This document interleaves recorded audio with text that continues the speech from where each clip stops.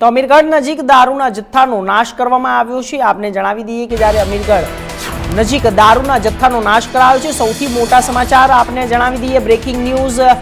દારૂના જથ્થા પર રોલર ફેરવવામાં આવ્યું છે। અમીરગઢ દાતા અંબાજી વિસ્તારમાંથી આ દારૂ પકડાયો છે અને આ વિવિધ કુલ ગુનાઓમાં 35 લોકો પકડાયા છે। 85,21,023નો કિંમતનો દારૂ ઝડપાયો છે। બોટલો ઉપર રોડ રોલર ફેરવી દેવામાં આવ્યું છે, બુલડોઝર ફેરવી દેવામાં આવ્યું છે। આપને જણાવી દઈએ કે જ્યારે રોડ રોલરથી તમામ દારૂના જથ્થાનો નાશ કરાયો છે। અમીરગઢ નજીક જે દારૂનો જથ્થો પકડાયો હતો તેના ઉપર રોડ રોલર ફેરવી દેવામાં આવ્યું છે અને આ અમીરગઢની ઘટના છે।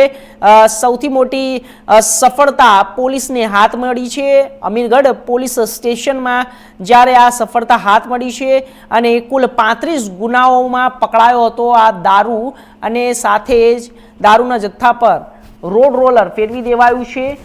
આમ તમામ દારૂનો નાશ કરાયો છે। ઇંગ્લિશ બોટલો, બિયરોના ટીન, આમ લાખો રૂપિયાના માલ ઉપર રોડ રોલર ફેરવીને તેને ડિસ્ટ્રોય કરી દેવામાં આવ્યું છે અને તેનો નાશ કરી દેવામાં આવ્યો છે। કુલ 35 ગુનાઓમાં પકડાયો હતો આ દારૂ અને વિવિધ અલગ જગ્યાએથી આ 35 ગુનાઓની અંદર આ દારૂ પકડાયો છે। તમામે આરોપીઓ ઉપર કડક કાર્યવાહી કરવાની માંગ કરી છે અને તમામ લોકોને આગળ તપાસ માટે મોકલી દેવામાં આવ્યા છે। કાર્યવાહી ચાલુ છે।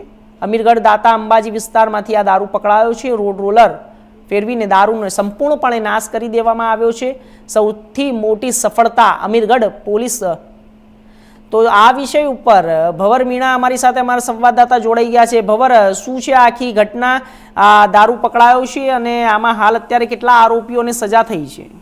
જી ભવર। જી, અમીરગઢ અને દાતા અંબાજી વિસ્તાર એ સરહદી વિસ્તાર છે જે રાજસ્થાનને અડીને આવેલો છે, જેને કારણે અવારનવાર દારૂની ગાડીઓ પકડાતી હોય છે। જ્યારે પોલીસ દારૂની ગાડી પકડે છે ત્યારે સરકારના નિયમ મુજબ દારૂનો નાશ કરવામાં આવે છે। જે નિયમ અનુસાર આજે અમીરગઢ ખાતે દારૂનો નાશ કરવામાં આવ્યો હતો। જે વિવિધ ગુનાઓમાં 35 જેટલા ગુનાઓમાં પકડાયેલો દારૂ હતો। અંદાજે 85 લાખ ઉપરાંતનો મુદ્દામાલ હતો। જી ભવર, તો તમામ આરોપીઓ અત્યારે હાલ જેલના સળિયા પાછળ ધકેલાઈ ગયા છે કે તેમના માટે કોઈ કાર્યવાહી કરવામાં આવી છે? શું છે તે લોકોની અત્યારે હાલ સ્થિતિ? જે તે ટાઈમે દારૂનો જથ્થો પકડાયો ત્યારે જે સમયે જે સ્થળ ઉપરથી આરોપી પકડાયા છે જેમને સામે પોલીસે ગુનો નોંધી અને તેમને જેલના પાછળ ધકેલી દેવામાં આવ્યા હતા। જી ભવર, આપનો ખૂબ ખૂબ આભાર માહિતી આપવા માટે।